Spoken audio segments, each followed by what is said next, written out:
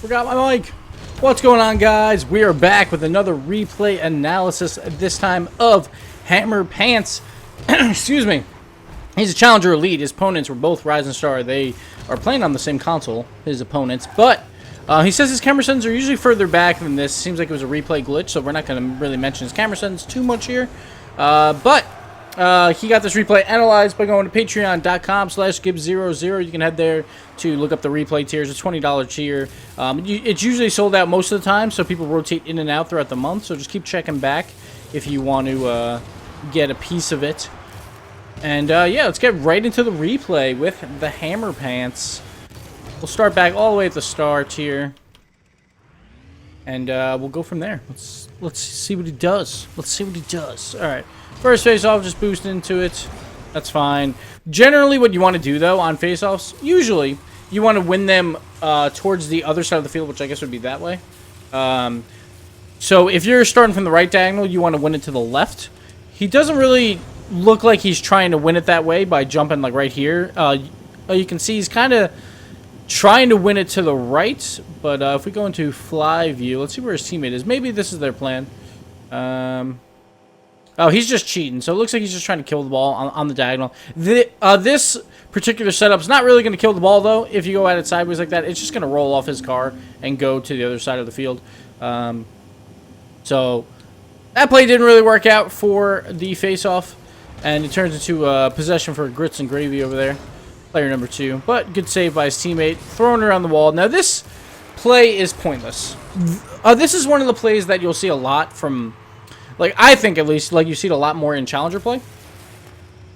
Right here, he's going for this ball. There's absolutely no reason to hit this. It's just going to roll up his corner. He should follow behind it and start going up the wall. So he tries to panic hit this. There's no one around him at all. He had plenty of time to just let that ball hit the wall, take it slow, and then move the ball up the field, like, either by going up the wall with it or by trying to dribble it or do pretty much anything. Instead, he tries to hit that ball for really no reason, puts him in a really bad spot here. Luckily, he stays on the wall and gets the clear attempt because they hit it kind of right towards him. But like, you just gotta be careful about just going for weird hits. Like, if the ball's going fast through the corners, just let it, like, do its corner thing and then take the ball up when you can. Unless, of course, there's a lot of pressure on you, then you might have to go for it. But there was literally no one around. And that's gonna happen a lot in twos, where you have a lot of free time. In threes, you might want to try and pressure those balls a little bit faster. But here, we see an aerial attempt. This play, he can't really do much here. Grits and Gravy's right under this ball. That's definitely Grits and Gravy's ball to win. But he knows he has a goalie, so I understand why he's going for it. It's not the end of the world to go for this, but in twos, then it just leaves one man back. In case there's a juicy rebound, it might be bad.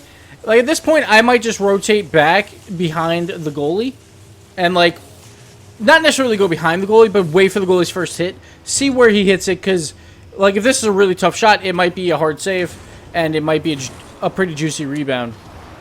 But Charles, again, puts it into a good spot, throws it in the corner. That's twice he's made some really good saves where he just throws it into the corner.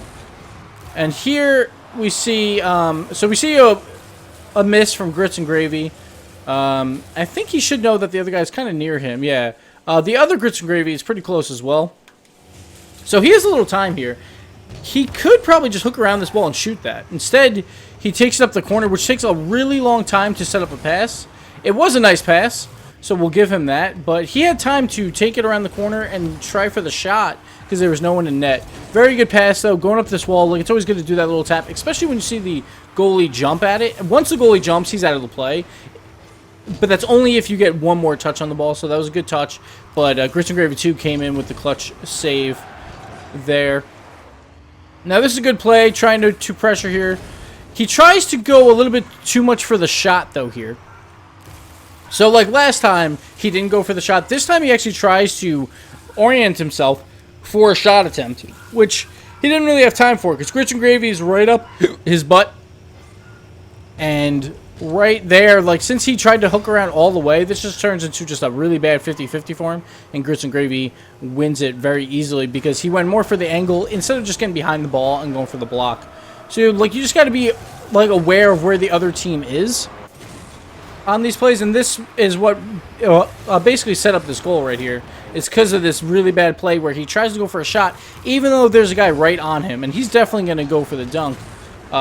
When you see that, that's when you want to get behind the ball directly. So you're 50-50. You won't lose it as poorly, generally. Like, you want to get right behind it and high. But right here is a little unfortunate that right after this play, he gets bumped out while trying to flip back to net. Actually, good play by Grits and Gravy, too, if he noticed that. I'm not sure if he did. Maybe it just kind of happened, but he gets bumped out and turns into a goal. Now, what happened with Charles here, I just want to see what happened. Yeah, Charles kind of ball chased a bit there. Charles wanted the boost, and he was willing to give up ball control for it. And, I mean, like, hindsight 2020, it didn't work out for him. Maybe he should have just waited for that first hit in the corner. Sometimes you just can't go for the boost. Like, you just don't have the time. And there was one of those cases where he just had to wait for the pass attempt and then just try and make a play off of that. Now, again, here, he wins it to the left. He's shooting it on purpose to go to the left. Because you can see by his car orientation, he's already a little bit more to the right of the ball. And so he's trying to shoot this to the left, which doesn't make a lot of sense. Because when you're on a double diagonal, that means the other guy is going to be on the left. And your guy will be in your forward position on the right, if anything. So another bad face-off here. Turns into a very good scoring chance for Grits and Gravy. He kind of just whiffed on that. Both of them should have had the goal there. There was 3 chances right there to score, and they missed all of them. But that was all just because of a poor face-off plan in there by the hammerpants. Now, this is a good idea here. He turns around because he knows that his teammate has the ball. So he actually turns around quickly here. He's expecting Charles to try and take a shot. Charles goes for the pass just a little bit too light, and then he gets bumped out. Grits and Gravies, they've been getting the bump plays working so far during this game.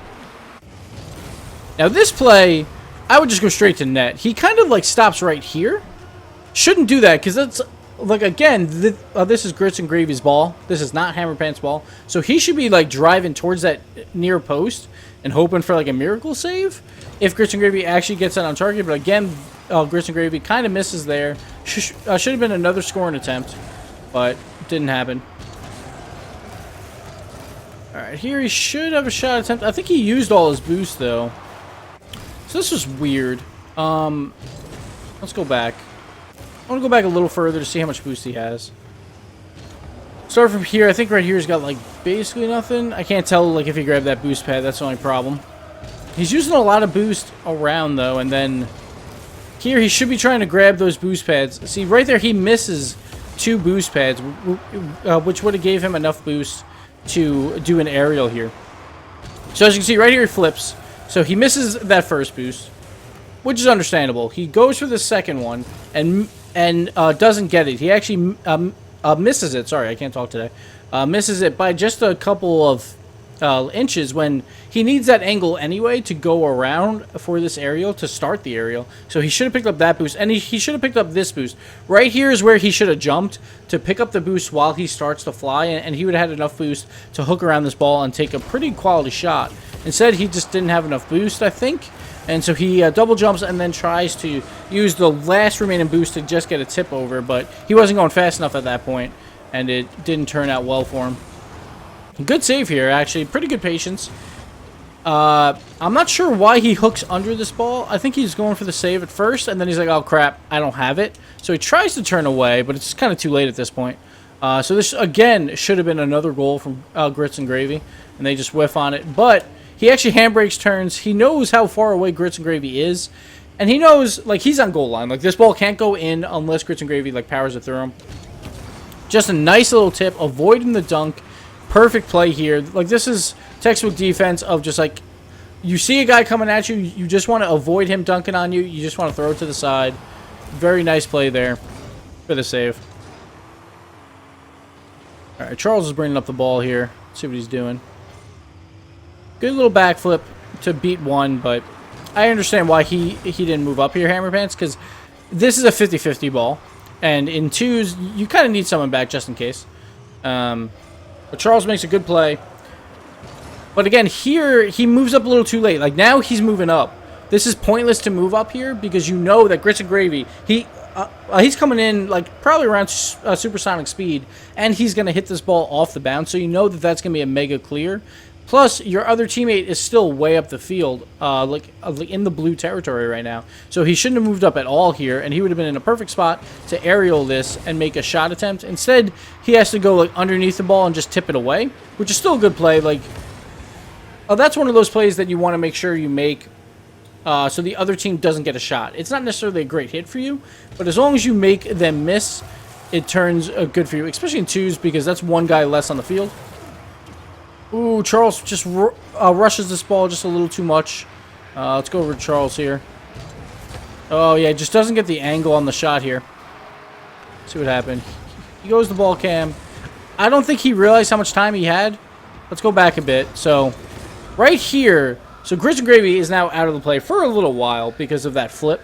He's going to go behind him. He makes this play. I guess Grits and Gravy probably should be on his way back. He doesn't realize that the bump happened, which is understandable. Grits and Gravy 2 misses it, and that's why he's in like an awkward spot. He's not expecting to hit this ball, but yeah, just a little bit of a miss there. Just couldn't hook around the ball. He was in an awkward spot because he moved up so far, and it happens. Let's see what happens here. Okay, so little tip. Charles should be trying to get this middle. Just doesn't get like any power on this. I'm gonna actually go back to Charles again. So this little tip. He jumps, but he doesn't do an extra flip. Right here, to make sure that you get power when you're not going that fast, make sure you do your extra front flip to get a little bit more speed. And he also tried to like shoot it, which he shouldn't have done. What he should have done was just come at this directly and throw it as hard as he can off that back wall, and that would have been a really good pass to his teammate. Instead, he goes like the greedy route a little bit and tries to go for the shot. And plus, he didn't flip, so he didn't get the speed on it. The reason why I think he didn't flip is because he was trying for that angle on the shot. So he was trying to be a little bit more careful with it, but it didn't really work out for him. But those are the ones where you just have to throw it off the back wall as hard as you can, so your teammate has more time to react to it than the goalie and can make the shot. Here, like, this is super awkward. Like, Grits gets a really weak touch. Then he's a little unsure if Charles is going to make this touch here, which is understandable. But Charles actually backs off. He actually tries to box out Grits and Gravy, which is good play. Just doesn't get a lot of power on it here, hammerpants. Could have probably boosted into the ball a little bit more as he was jumping to get just a little bit more speed on it. Didn't work out. Ooh, that's a rough play right here. So here, he wins it over Grits, and he's just got to put that home. It's that simple. You just got to hit this sideways and put it into that inside corner. That's just a missed shot. I mean, there's not much to say about this one. It's just you got to read those off the wall a little bit better, that's all. And that'll come in time. That, like, reading balls off the wall is really just you play a lot, and you'll read it off the wall better and better as you keep going. And that was just, like, it looked like just a misplay. And that happens. But you can't get too down on yourself for those plays. Alright, let's back it up again. He loses out on the boost there. He turns to his net, which I guess is a smart play in case that's a hard shot so he can guard the outside post. And then has to make the backwards play here. Which actually wasn't the worst. Like, he got it around one. The other guy just never came for it. He went more for the line change. That play wasn't terrible. It was a little awkward because it's in the corner, but he was patient on it. Waited till it rolled around the corner. Like, he didn't have to go meet that ball. And just made sure that 50-50 didn't go over his head. Which was a solid play. Right there, he's got to... like, this play, I would go for more of a stop sooner. I would actually throw this to the other corner. So right here, you should be getting ready to throw it into the opposite corner. So you want to throw it up that way. And he knows there's a guy right on top of him because, like, you can hear the boost, actually, from the other guy. I don't think this is his boost, so yeah. Yeah, right there, there's Grits, he's boosting, but you should be just hitting this ball right into that opposite corner all the way down the field. There's no one over there, so it's perfectly safe play. Instead, he tries to like hook around the ball, which is super dangerous. It does work out. Plus he jumps late. Like, he has to expect this shot coming because he knows that guy was boosting behind him. I'm surprised he doesn't side flip right here to just block any angle possible. Right here, like, if he jumps and side flips, there's no shot at all. Instead, he kind of waits on it, tries to go more for a shot again, which is weird. Like, when you hear cars around you, you can't waste time to like try and position for shots. You just have to try and throw the ball to open spaces whenever you can. Like whenever the first opportunity arises, take that opportunity when you hear cars right on your ass. But he keeps trying to go for shots at times when he shouldn't be. Or like moving it up the field, I guess. Like I said, because that's not necessarily a shot. It's just more moving it up the field. Good play here. Nice pop, pass. This just makes them fly, which is always good. Smart play actually by Grits here. Let's go to Grits 1. So this is actually a really smart play. A lot of times on defense, you'll have both fly at it. And right here, they were about to. See how both of them jump at the same time, basically. The smart play here by Grits and Gravy 1 is he stops his boosting. He lets Grits and Gravy 2 go up. He lands, and then he's able to get this rebound because of that. Because he didn't also fly, like try and make it a competition to see who flies to it first. So very good play there, and that kept the ball out of the net. And that's what you got to do on defense sometimes is take a right anytime, really. Like if you're about to go up for an aerial, but you notice either a teammate or the opponent is easily going to win it, then stop your aerial and land as quickly as possible so you can make that next play attempt. So that was a really good play by him. Here's just a little bit of a weak hit. Like, he was hoping for a little bit of a harder hit. He goes for, like, the side diagonal hit instead of just going for the full-on hit off the wall. Because he could have played that off the wall to himself. So, say, like, right here. Well, like, if he just goes right where he's going right now, just driving perfectly straight, and throws it off the wall, he could then fly to it, hit it off the wall again. He probably beats the other guy because you can read it a little bit quicker when it's your own shot than the other guy can, generally. And maybe make an offensive play out of it. Instead, he goes for the side flip. And the side flips usually are a little bit weaker. Instead of like hitting it with the front bumper of your car, he hit it with the side of his car. Didn't get as much power on it that he wanted. And Grits and Gravy is able to just touch it away just a bit. It could have been a better touch by Grits and Gravy, but they did get it. And then we'll move back here. All right, Charles making the play right here. He's got to push with Charles. I'm not sure. I can kind of see why he's behind him. Because Charles is like right here, I understand why he's behind him because the ball's behind Charles and Charles is having a little bit of a hard time. But at the start of this play, he probably should be moving forward really quick. Like right here, like I would be making a beeline right for the net and looking for that side pass. Charles makes a little bit of awkward play, but here he turns left, but he starts to turn around. With 5 seconds left, like say Grits and Gravy wins this 50-50, you probably don't have enough time anyway to score. So you're better off like trying to push at the net, hoping the ball squeaks out into the middle because of just the time reasoning. That say there's a minute left in this game, then you want to turn around and play the safer play, but with 5 seconds left and you're down a goal, you have to go for this offensive opportunity. And if it doesn't work, it doesn't work. But at least here, like it's I can't talk today. What is wrong with me? It squeaks out, and he's already turned around too far, and now he can't make the shot, and that's the end of the game.